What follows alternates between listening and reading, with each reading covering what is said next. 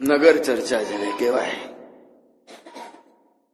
આ કોણ છે અને પેલા કોણ છે, આ કેવા છે ને પેલા કેવા છે, એનો ભેદ ઉકેલવા માટે જેને ચોરો કહેવાય, ચર્ચા. ભરતજીના ચિત્રકૂટ ગમન સમયે માર્ગના ગ્રામવાસીઓ થોડાક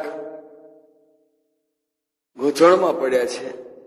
પેલા આગળ ગયા તે આવા હતા અને આ પછી અત્યારે જઈ રહ્યા છે તે આવા છે. આ શું હશે? ફરીને તો નહીં આયા હોય. હવે આમને સમજવા કેવી રીતે? બધા જ પોતપોતાની ક્ષમતા પ્રમાણે વિચારે કે ના આ તો ફલાણા હશે, ના આવું હશે, આ તો આવું હશે. પણ કોઈક વ્યવસ્થિત સમજવા વાળું હોય તો કે આમાં કઈક ભેદ તો દેખાય છે. આજે આગળ ગત ગયા હતા એ વનવાસી હતા વેશધારી, અને આ પાછળ જઈ રહ્યા છે એ તો આટલું બધું આટલું બધું લશ્કર ને પોતે કંઈક અમુક રાજચિહ્ન વાળા દેખાય છે, કઈ સંપન્ન લાગે છે. પણ કઈક ભેદ ચોક્કસ છે. ભેદ શું છે એ સમજવા માટે કહ્યું, જુઓ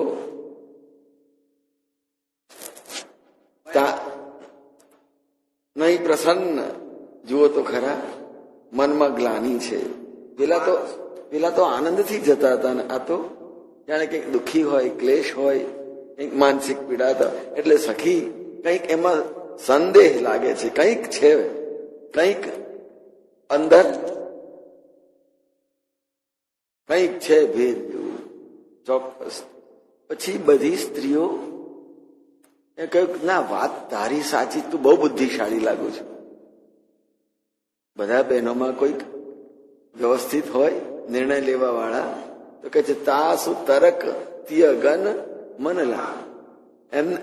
એનું કહેવાનું કંઈક સમજાયું કે નહીં, આનો તર્ક છે ને, આનો વિચાર કંઈક વ્યાજબી લાગે છે. એને શોધી કાઢ્યું. આગળ ગયા તે એમનું નામ શું હતું તો ખબર નહીં, આગળ ગયા એ જુદા હતા અને આ જુદા છે. આમ સ્પષ્ટપણે ભેદ શોધી શકાયો પણ અધૂરો છે. ઓહો, તું બહુ બુદ્ધિશાળી કે છે, તારા જેવી બીજી કોઈ ના મળે, તે કઈક ઉકેલી જોયું. આમ કહીને તેની સાચી વાત જાણીને એનો સ્વીકાર કરી લઈને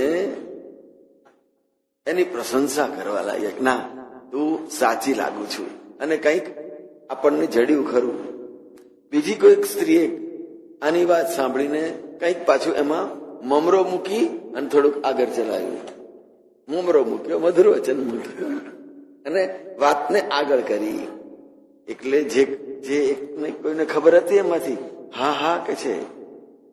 એને કહ્યું એ સાચું છે ને, હું તમને કહું. જે અધિક સયાની હતી એને કહ્યું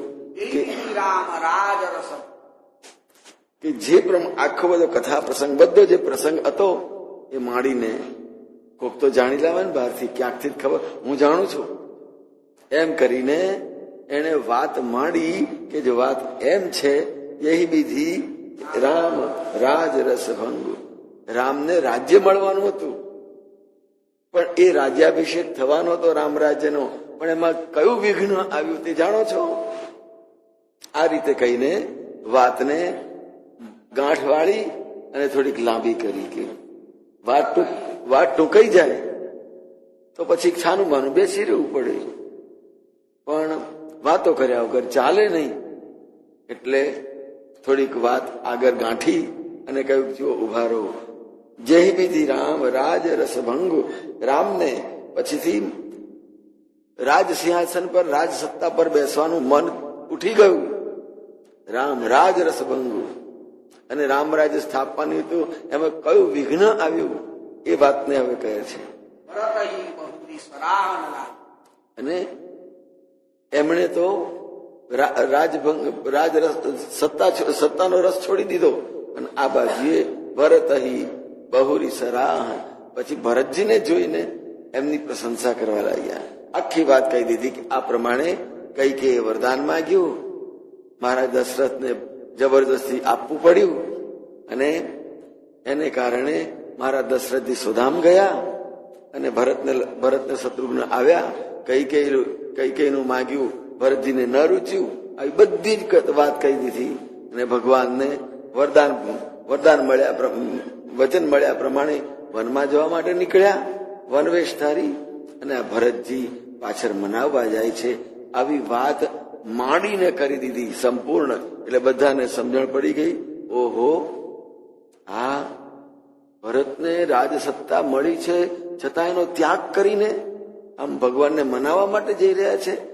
સભઈ બહુરી બધા જ પ્રશંસા કરવા લાગ્યા, વાહ, આ ભરતજી કેવા છે, કેવા ત્યાગી છે. અરે ભગવાનને મનાવવા કેવા ભક્ત છે ભગવાનના, અને પગે ચાલીને જઈ રહ્યા છે. આ બીજા બધા વાહનમાં કે ભગવાન પગે ચાલીને ગયા તો મારાથી રથ કે વાહન ઉપર કેવી રીતે બેસાય?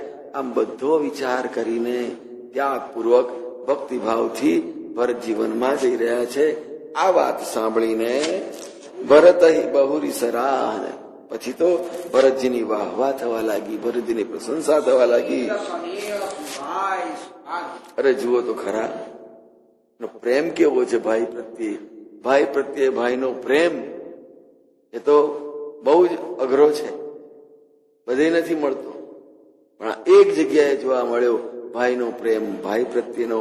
અને કહ્યું કે વાહ, ભરતનો ભ્રાતૃપ્રેમ જોઈને સૌએ સુભાગી બધા ને ગમ્યો કે આવું તો ક્યાંય જોવા ન મળે એવો ભાઈ વચ્ચેનો પ્રેમ છે. અને એને કારણે ભાઈ વચ્ચેના પ્રેમથી કેવા ભાગ્યશાળી છે. શીલ સને પ્રેમ છે, ભગવાન પ્રત્યેનો સાચો વ્યવહાર અને એની મર્યાદાઓ, આ બધું જ સાચવી રહ્યા છે. ભરત સરિસકો, ભરત જેવો આજે બીજો છે કોણ આ જગતમાં જન્મ્યો છે? કોઈ આદર્શ પરિવાર અને ભ્રાતૃપ્રેમ જે રામને અને ભાઈઓ વચ્ચે જોવા મળે છે, એવો પ્રેમ ક્યાંય જોવા નહીં મળે.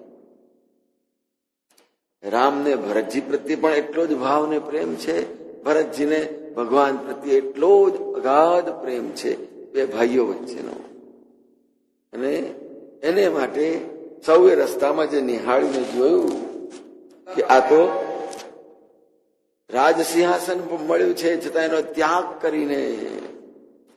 કર્યા પછીથી ભગવાનને પાછું સોંપવા માટે મનાવવા જઈ રહ્યા છે. અને મનાવવા જઈ રહ્યા છે આટલું બધું છે, પોતે અત્યારે રાજા છે, બધું જ વાપરી શકે એમ છે, બધા જ વૈભવો માણી શકે એમ છે, પણ ચલત પયાદે.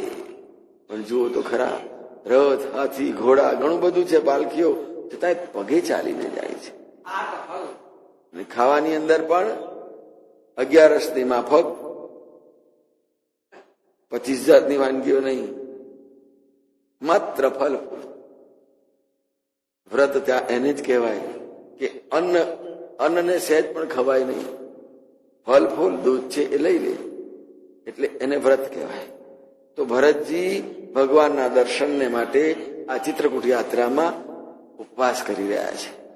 માત્ર ફલાહાર ને ખાત ફલ પિતા દિન. આવડું મોટું રાજ છોડીને, સત્તા છોડી દઈને, વૈભવ ભોગો છોડી દઈને ચાલતા જાય છે, ફળ ખાતા અને જાય છે શેને માટે? ભગવાનને મનાવવા જાય છે. જુઓ તો ખરા ભરતજી કેવા, ભરતજી જેવું આવું બીજું હોય અને ભરત જ આ કરી શકે. ભરત સરિસકો આજ ભગવાનને મનાવવા જાય એ તો ભરતજીનું જ કામ.